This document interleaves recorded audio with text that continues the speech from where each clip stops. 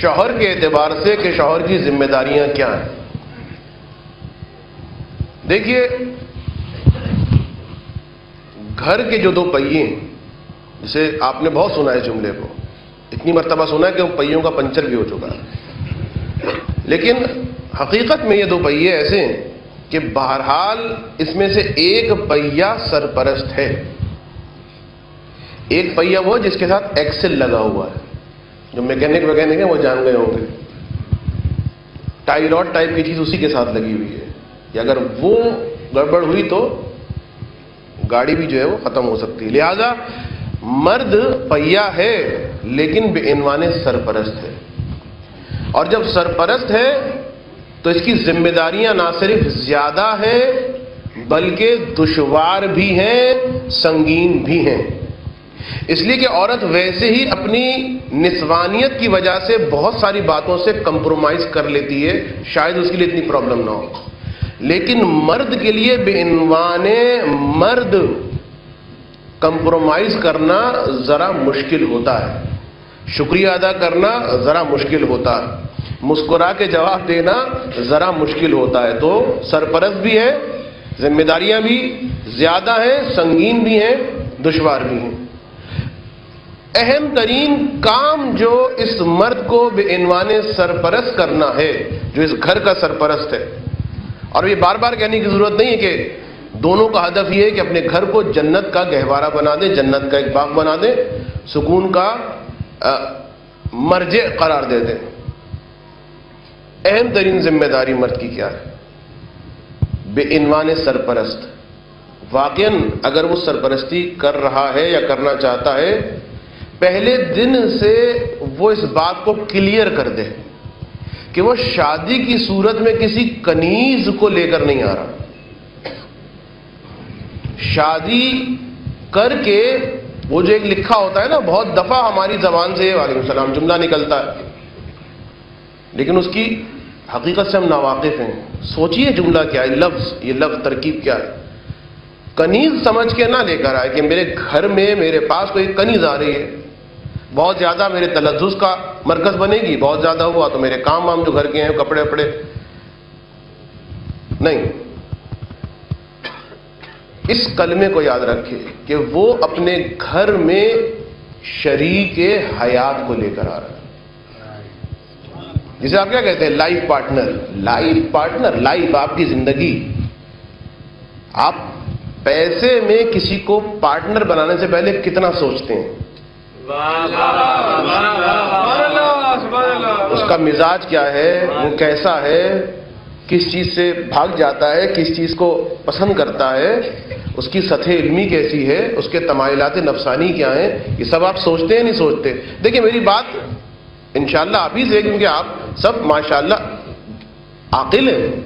جو یہ نہیں سوچتا اور ادھر پیسہ دیا، اس سے تو میری بات ہی نہیں ہے. میں نے تو پہلے بتا دیا، نہ خواتین نہ مرد.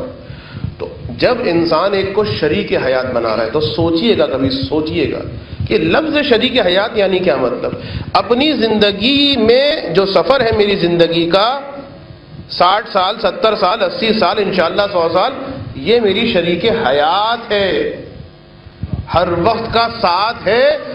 اگر اس کے ساتھ میری انڈرسٹینڈنگ نہیں ہوئی، اس کے ساتھ جھگڑا چلا، تو پارٹنر جو مال کا پارٹنر ہے اس کا جھگڑا تو وقتی ہوگا، آفس کی حد تک ہوگا، لیکن یہ ہر وقت کا روگ بن جائے گا، ہر وقت کا عذاب ہوگا. تو ایک بات تو یہ سمجھے بے عنوان سرپرست کہ میں شریک حیات کو لے کر آ رہا ہوں.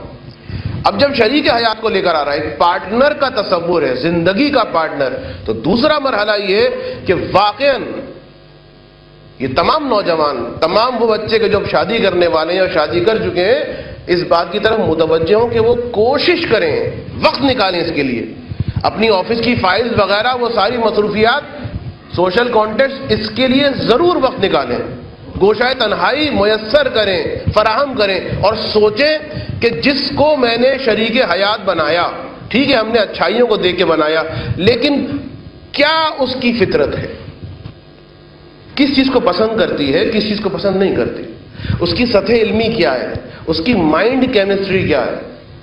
سوچا تو جاتا ہے، پہلے معلوم ہو جاتی ہے، اس بات کی بہت توجہ کی جاتی ہے بھئی یہ میکڈونلڈ کی چکن کھانا پسند کرتی ہیں یا KFC کا چکن کھانا، کون سے آئس کریم، کون سی فلم، کون سا لباس، کون سے کپڑے، کیسا صوفہ؟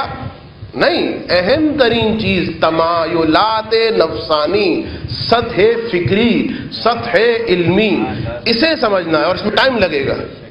ایسا نہیں ہے کہ ایک دن کے اندر آپ کو کوئی فارمولا دیا، آپ نے 2+2=2، نہیں، اس میں وقت لگے گا، سوچنا پڑے گا، دقت کرنی پڑے گی، اور پھر بہت ساری چیزیں آپ کے پاس آ جائیں گی، بہت ساری باتیں آپ کو سمجھ میں آ جائیں گی کہ یہ یوں اس لیے کہہ رہی ہیں کیونکہ یہ چیز ان کے اندر کم ہے، مجھے کمپرومائز کرنا ہے۔ یہ بری نیت سے نہیں کہہ رہی، ان کا مزاج ہی ایسا ہے، یہ بدتمیزی نہیں کرنی، ان کے بولنے کا انداز ایسا ہے۔ دیکھیں بہت ساری باتیں انسان کو سمجھنا ہوگا۔ سرپرست ہے، ذمہ داری سنگین ہے، اور سرپرستی کا بہترین انداز یہ ہے کہ جو زیر دست ہے اس کی نفسیات کو انسان سمجھے۔ خاص باتیں تو میں نہیں بتا سکتا اس وقت، لیکن ایک بات جو جنرل ہے، جو ہر عورت کے اندر، گھر میں آنے والی ہر دلہن کے دل میں، وہ کیا ہے؟ یہ جنرل بات، عمومی بات، اور وہ یہ کہ دیکھیے ہر محقق، چاہے وہ اسلامی ہو، چاہے وہ سائنس کا محقق ہو، چاہے وہ فلسفے کا، سب اس بات کے اوپر متفق ہیں کہ عورت کا وجود عاطفی ہے، عطوفت پسند ہے۔ بہت جلدی عورت مرد کے مقابلے میں کسی بات سے متاثر ہو جاتی ہے، بہت جلدی ایک عورت جذباتی ہو جاتی ہے۔ یہ ایسی چیزیں نہیں ہے کہ آپ اس کو ختم کرنے بیٹھ جائیں، نہیں، یہ فطرت ہے عورت کی، اس کو آپ چھوڑ دیجیے، یہ ہے اس کی فطرت میں شامل ہے کہ وہ نمبر 1 عطوفت پسند ہے، یعنی محبت کی بھوکی ہے۔ اب یہ بار بار محبت اور عشق کے لفظ میں استعمال نہیں کرنا چاہتا، ورنہ نوجوان کسی اور جانب چلے جائیں گے، لہذا میں لفظ عطوفت استعمال کر رہا ہوں، عاطفہ جو ایک پروقار لفظ ہے۔ تو عورت ذاتی اعتبار سے وجود عاطفی کہا جاتا ہے، اور اسی وجہ سے بہت ساری خصوصیات عورت کے اندر ہیں جو مرد کے اندر نہیں ہیں۔ عورت باریک بین ہوتی ہے، مرد نہیں ہوتا۔ آپ کسی کے گھر میں گئے، واپس آئے، آپ نے دیکھا تھا ان کے پردوں کے اوپر کیا ڈیزائن بنا ہوا تھا، آپ نے دیکھا تھا کہ انہوں نے کیسے رنگ کا لباس، دیکھا تھا ان کا ٹیشو پیپر کا باکس، آپ نے کہا مجھے کیا پتا، میں تو کمرے بیٹھا ہوا تھا۔ یہ ہو کیا رہا ہے؟ ایسا نہیں کہ مرد وہ لاؤ بالی ہے، یا نہیں، یہ فطرت ہے، عورت کی فطرت ہے، وہ دقیق ہوتی ہے ہر چیز میں، بہت دقیق ہوتی ہے، غور سے ہر چیز کو دیکھتی ہے۔ مرد جو ہے وہ ایک طائرانہ نگاہ ڈالتا ہے۔ یہی بات ٹکراتی ہے کہ جس وقت اب چونکہ مرد کا مزاج ہے، توجہ رکھیے گا عزیزو، بس مرد کا مزاج ایک ایسا ہوتا ہے کہ وہ اس اوپری سطح کو دیکھتا ہے، لہذا جب مرد غمزدہ ہوتا ہے، پریشان ہوتا ہے، تو مرد یہ چاہتا ہے کہ مجھے کوئی تنگ نہ کرے، میں کمرے میں لیٹوں، مجھے سوچنے کا موقع دیا جائے۔ یہ مرد کا مزاج ہے۔ اچھا عورت کیا ہوتی ہے؟ عورت چونکہ بہت باریک بین ہوتی ہے، چھوٹی چھوٹی چیزوں کو دیکھتی ہے، لہذا جب وہ پریشان ہوتی ہے تو بہت چھوٹی چھوٹی باتوں پر پریشان ہو جاتی ہے، اور چونکہ وجود عاطفی ہوتا ہے عورت کا، لہذا وہ چاہتی ہے کہ کوئی اس کی باتوں کو سنے۔ اب ہوتا کیا ہے، مرد پریشان ہے، اس کی مردانگی یعنی اس کی فطرت کا تقاضا یہ ہے کہ وہ تنہائی چاہے گا، تنہا رہ کر، اکیلے بیٹھ کر، چاہے چیئر پہ بیٹھا ہوا ہے، چاہے کمرے میں لیٹا ہوا ہے، سوچ رہا ہے، اپنی فکر کے بارے میں خیال کر رہا ہے۔ اب وہ عورت بار بار آ کے پوچھ رہی ہے کیا ہو گیا، یہاں سے اختلاف شروع ہو جائے گا۔ نہیں، یہ مرد کی فطرت ہے، چھوڑ دو اس کے حال پر۔ اور اسی طریقے سے اب عورت جو پریشان ہوئی ہے، وہ اپنی فطرت کے مطابق ان پوری جزئیات کو لے کر آئی، اور مرد جو ہے اپنی فطرت کے مطابق کہہ رہا ہے کہ بھئی جاؤ، میرے پاس وقت نہیں ہے۔ یہاں پر اس کی فطرت کتلی جا رہی ہے، یہاں پر اس کی فطرت پائمال ہو رہی ہے۔ یہ وہ چیز ہے، میں ایک جملہ کہتا ہوں کہ ہم یہ تو کہتے ہیں کہ مزاج اس عورت کا، نہیں، یہ سمجھنے کی بھی کوشش کی جائے کہ مرد کا بے عنوان مرد کیا مزاج ہوتا ہے، عورت کا بے عنوان عورت کیا مزاج ہوتا ہے۔ نہ مرد اس مزاج سے ہٹ سکتا ہے، مرد کے مزاج کے خلاف ہے کہ اس سے پوچھا جائے تم کہاں گئے تھے۔ یہ اطمینان رکھیے گا اس بات کو، تابعداری سے کوئی جواب دے دے، لیکن مرد اصلاً پسند نہیں کرتا کہ اس سے پوچھا جائے تم کہاں گئے تھے، کہاں بیٹھے تھے، کدھر گئے تھے۔ یہ سوالات مقید ہونا جو ہے مرد پسند نہیں کرتا. اور عورت چاہتی ہے اپنے اسی وجود عاطفی کی وجہ سے کہ کسی کی محبت میں مقید ہو, اور جب وہ چاہتی ہے کہ مقید ہو تو پھر وہ چاہتی ہے کہ وہ اس کے بارے میں فکر کرے, وہ اس کے بارے میں اعتنا کرے, وہ اس کی پریشانی کے بارے میں اس سے ڈسکس کرے, چھوٹی چھوٹی باتوں پر اس سے سوال جواب کرے. تو یہ اس کی وجود عاطفی کی تامین ہو رہی ہے, اور وہاں اس کے وجود مردانگی کی اس انداز میں تامین ہو رہی ہے. درود پڑھ دیں محمد و آل محمد.